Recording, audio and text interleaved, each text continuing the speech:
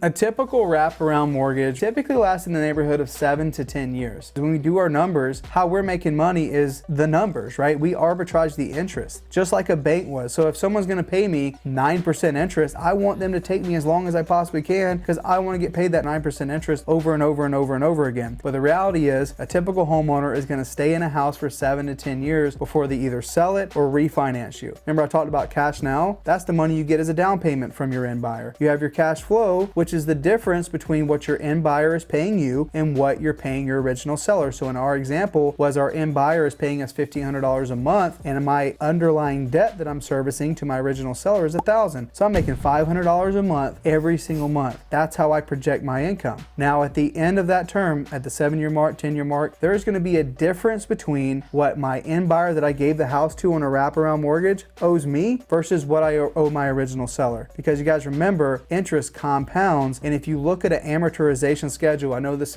may sound super boring, but I promise you see the power of math and how you can get ridiculously rich using it. Go to noteunlimited.com, click on calculator, and look at 2 amortization schedules, one on a 3% loan, one on a 9% loan. See how long it takes down to pay a 9% loan in regards to a 3% loan. Because what happens is, over time, let's just say this is my 9% and this is my 3. My 3 is getting paid down faster and my 9 is getting paid down slower. So in the 7-year mark or 10-year mark, this gap in between is money in my pocket. So whether they sell it or refinance it, I still get paid the money in between. So I get my cash now in the form of down payment, my cash flow, which is the monthly payment, and my cash later, which is the difference of those 2 liens. Super powerful method. That's how that works. It's nothing to be scared about. In fact, it happens all the time. And when you're doing your numbers, you need to get familiar with it. Go to noteunlimited.com, check out the calculator, do a couple of amortization schedules and see how powerful this stuff is. Hope you got value from this video. We'll see you next time. Bye.